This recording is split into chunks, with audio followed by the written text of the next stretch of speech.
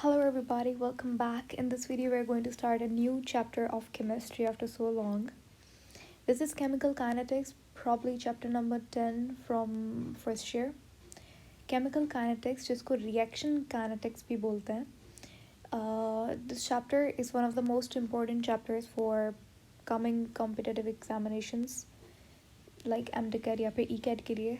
Important chapter है, छोटा सा चैप्टर है, आसान भी है. 2-3 इसके अंदर मेन जो टॉपिक्स हैं मैं पहले आपको आउटलाइन दे देती हूँ because this is like probably the first video of this chapter. तो इस चैप्टर के अंदर देखो आप पढ़ते हो पहले तो रेट ऑफ रिएक्शन, बहुत इंपॉर्टेंट टॉपिक है. उसके बाद आता है मैकेनिज्म ऑफ रिएक्शन. थर्ड पे आता है factors affecting rate of reaction. ठीक है, सबसे पहले तो देखो केमिकल काइनेटिक्स, नाम से पता चल रहा है काइनेटिक्स का मतलब होता है मोशन.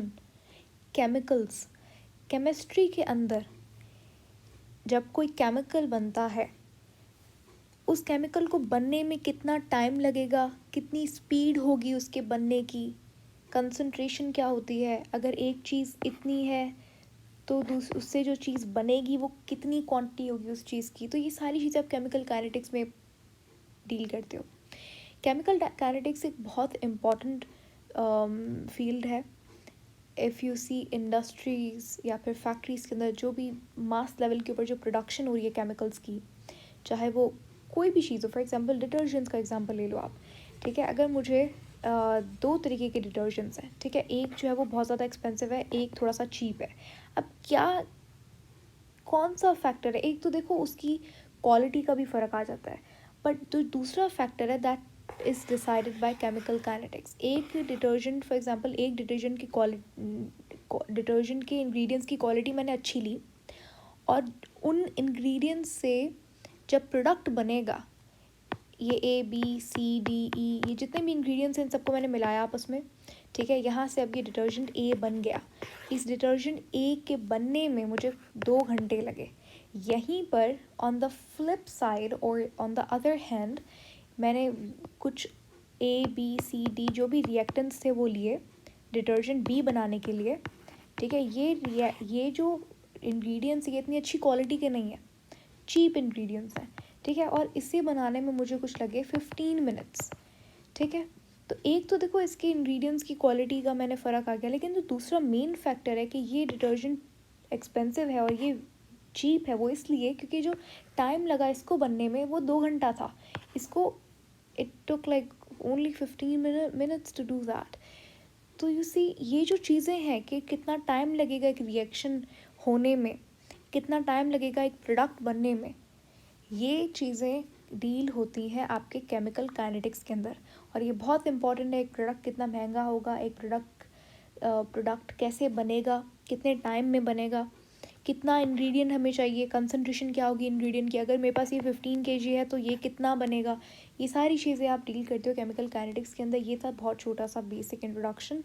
अब बात करते हैं केमिकल काइनेटिक्स के बारे में बहुत इंपॉर्टेंट पॉइंट्स की. सबसे पहले आपसे पूछ सकते हैं कि ब्रांच किस केमिस्ट्री की है, मतलब so it is the branch of physical chemistry.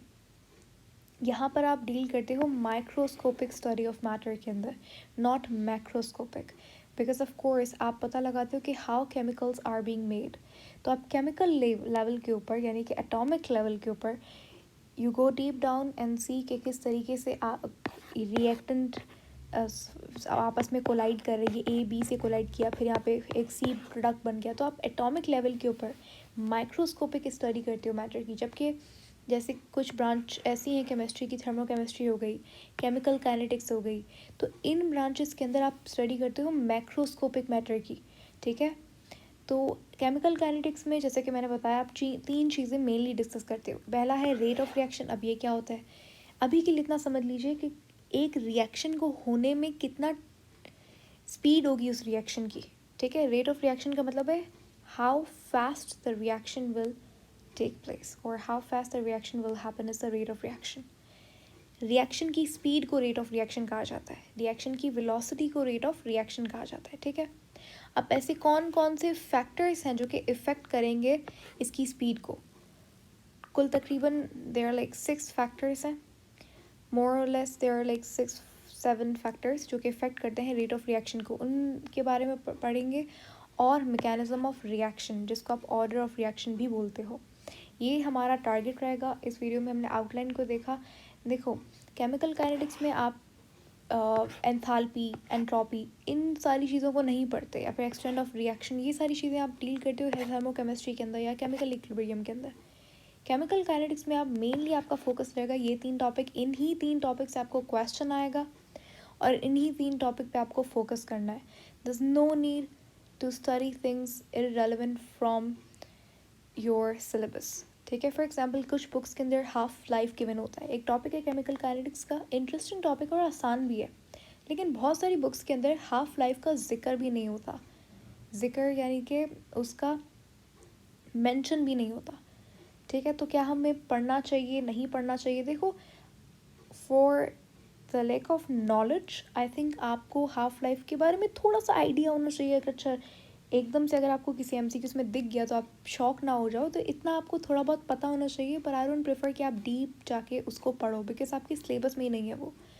तो but still you must have an idea कि अच्छा केमिकल काइनेटिक्स के अंदर हाफ लाइफ एक इम्पॉर्टेंट टॉपिक तो है, लेकिन I have observed in a lot of books these days half life topic नहीं गिवन होता।